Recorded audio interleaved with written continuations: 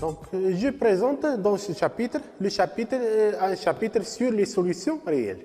Donc, dans le chapitre précédent, nous avons donné les caractéristiques d'une solution idéale. Aujourd'hui, je présente les solutions réelles. Je commence par la définition d'une solution réelle. Donc, on considère une solution binaire réelle et une solution homogène contenant des constituants purs 1 et 2 sans réaction chimique. Donc, on a un mélange constitué de deux constituants 1 et 2. Donc, on dit la solution réelle pour un binaire 1 et 2 est caractérisée par. Donc, les caractéristiques de solution réelle sont: on considère le mélange s'accompagne d'une variation de volume, c'est-à-dire le volume réel ou bien le volume obtenu expérimentalement de deux constituants N1, c'est-à-dire N1 V1 bar plus N2 V2 bar, et les différents au volume de corps, c'est-à-dire N1 V1 étoile plus N2 V2 étoile. Donc, le volume réel obtenu réellement, lorsqu'on mélange deux constituants 1 et 2, il peut être supérieur au volume de corps pur ou bien il peut être inférieur au volume de corps pur. Donc voilà la première définition d'une solution réelle. Donc le volume réel est différent au volume de corps pur. Deuxième définition, ou bien la deuxième caractéristique du mélange transfert thermique. Donc, nous obtenons H de deux constituants et il est différent à 0. Donc, il peut être supérieur à 0 et il peut être inférieur à 0. C'est-à-dire, l'enthalpie de mélange, il peut être exothermique ou bien il peut être endothermique. Troisième caractéristique, les interactions entre molécules différentes peuvent avoir des valeurs très éloignées des interactions entre molécules identiques. C'est-à-dire, les interactions intermoléculaires 1, 1, 2, 2 et bien 1, 2 sont très différentes. Donc, voilà la troisième caractéristique d'une solution réelle. C'est-à-dire, les interactions entre les molécules identiques 1, 1 ou bien 2, 2 sont différentes aux interactions entre 1 et 2, ou bien 2 et 1. Donc, voilà la troisième caractéristique d'une solution réelle. Et la quatrième caractéristique est la pression de vapeur au-dessus de la solution est de la pression donnée de Raoult. C'est-à-dire la pression expérimentalement totale, elle est différente aux pressions données par la loi de Raoult. C'est-à-dire X1 liquide, P1 étoile, plus X2 liquide, P2 étoile. Donc, c'est-à-dire la pression donnée par la loi de obtenue réellement, et il peut être supérieur à la pression donnée par la loi de Raoult, ou bien il peut être inférieur à la pression donnée par la loi de Raoult.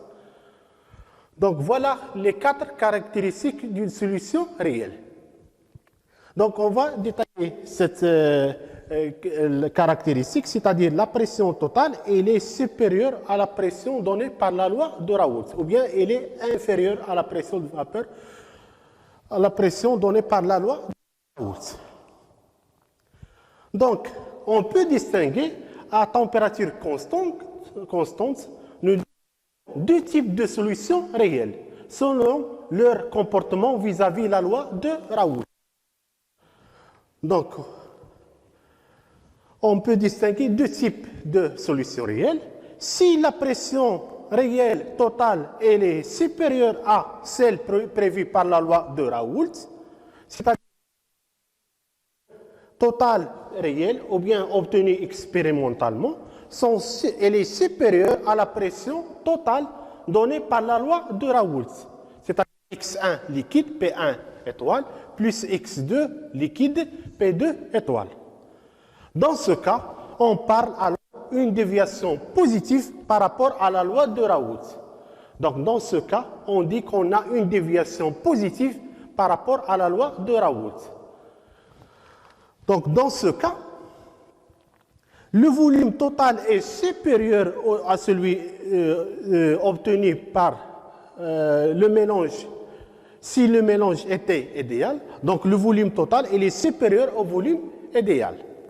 Et le mélange, il est endothermique, c'est-à-dire il est supérieur à 0.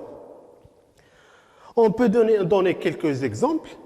Méthanol, chloroforme, benzène, éthanol, ou bien cyclohexane, l'éthanol. Donc on peut considérer ces solutions comme des solutions réelles. Donc son enthalpie de mélange elle est supérieure à 0. Son volume réel elle est supérieur au volume de corps pur. Et la pression réelle elle est supérieure à la pression donnée par la loi de Raoult. Donc voilà la première caractéristique d'une solution avec une déviation positive par rapport à une solution donnée par la loi de Raoult. Deuxième type d'une solution réelle, si la pression réelle elle est inférieure à celle prévue par la loi de Raoult, donc la pression obtenue elle est inférieure à la pression donnée par la loi de Raoult, c'est-à-dire X1 liquide P1 étoile plus X2 liquide P2 étoile. On dit qu'on a une déviation négative par rapport à la loi de Raoult. Donc dans ce cas, on peut dire qu'on a le volume il est inférieur à celui obtenu par la loi de Raoult, ou bien le volume total il est inférieur au volume idéal. Dans ce cas, le volume il est exothermique, c'est-à-dire delta H de mélange il est inférieur à 0. Dans ce cas, on a formation d'une liaison hydrogène. Donc dans ce type de solution, on a une formation d'une liaison hydrogène entre les deux molécules qui permet de diminuer le volume dans le mélange. Donc on peut donner un exemple. Propanol chloroforme, donc on peut considérer ces solutions comme une solution réelle. Le butanol chloroforme, ou bien l'eau et l'éthanol. Donc on peut considérer que ces exemples comme des solutions réelles avec une déviation négative par rapport à la loi de Raoult. Donc voilà les deux types de solutions réelles. Donc on distingue deux types de solutions réelles. Il peut être supérieur à la pression donnée par la loi de Raoult, c'est-à-dire on a une déviation positive par rapport à la loi de Raoult, ou bien on a une solution avec une déviation négative par rapport à la loi de Raoult. Donc voilà les deux types de solutions réelles. Donc on va donner d'autres caractéristiques d'une solution réelle. Je vais présenter l'évolution de la pression en fonction de la composition du constituant de.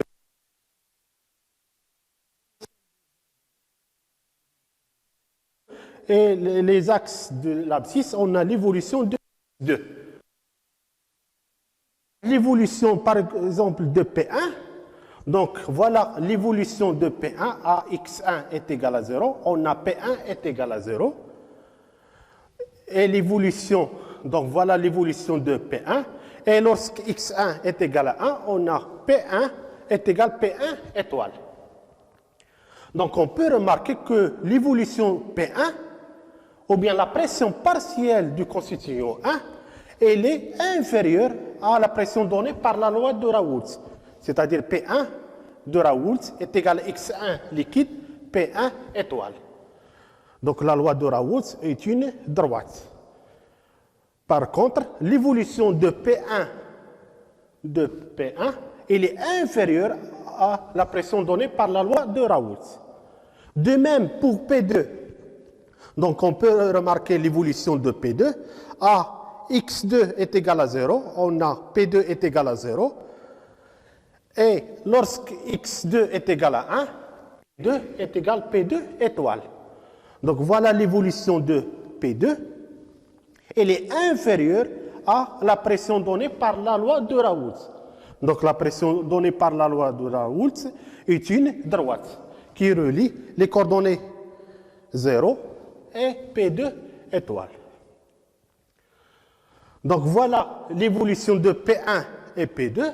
De même, si on fait la somme, c'est-à-dire la pression donnée totale, ou bien la pression totale, c'est-à-dire P1 plus P2, la pression partielle du constituant 1 plus la pression partielle du constituant 2, elle est inférieure à la pression donnée par la loi de Raoult. C'est-à-dire X1 P1 étoile plus X2 liquide P2 étoile. Donc voilà l'évolution d'une solution avec une déviation négative par rapport à la loi de Raoult. C'est-à-dire la pression réelle, elle est inférieure à la pression donnée par la loi de Raoult. Donc voilà la figure qui présente l'évolution de la pression en fonction de la composition pour le constituant 1, pour le constituant 2 et pour le mélange. Deuxième type d'une solution réelle, donc l'évolution ou bien l'allure de l'évolution de la pression en fonction de X2. Donc on remarque dans une solution avec une déviation positive, on remarque que la pression, donc voilà la pression P2, on remarque P2, elle est supérieure aux pressions données par la loi de Raoult. De même, P1, donc voilà l'évolution de la pression P1, elle est supérieure à la pression donnée par la loi de Raoult. Et la pression totale obtenue réellement ou bien expérimentalement, elle est supérieure à la pression donnée par la loi de Raoult. Donc dans ce cas, on dit qu'on a une déviation positive par rapport à la loi de Raoult. Donc si on dit qu'on a une déviation positive, c'est la pression elle est supérieure à la pression donnée par la loi de Raoult. On dit qu'on a une déviation négative si la pression elle est inférieure à la pression donnée par la loi de Raoult. Donc voilà les caractéristiques d'une solution avec une déviation positive et une déviation avec une déviation négative. Aussi, dans les deux diagrammes, nous ne distinguons que dans un grand domaine de X2, chaque composé ne suit pas la loi de Raoult.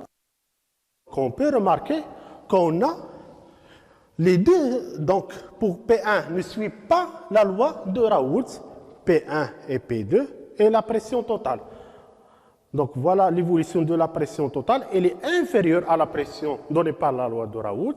De même ici, la pression totale, elle est supérieure à la pression donnée par la loi de Raoult. Donc on peut donner quelques remarques. Donc on remarque pour les mélanges voisins de chacun des corps purs, lorsque X2 est égal à 1, c'est-à-dire dans ce cas, lorsque X2 est égal à 1, on a 2, elle est pure. Dans ce cas, on peut remarquer que la pression réelle se confond avec la pression donnée par la loi de Raoult pour le constituant 2.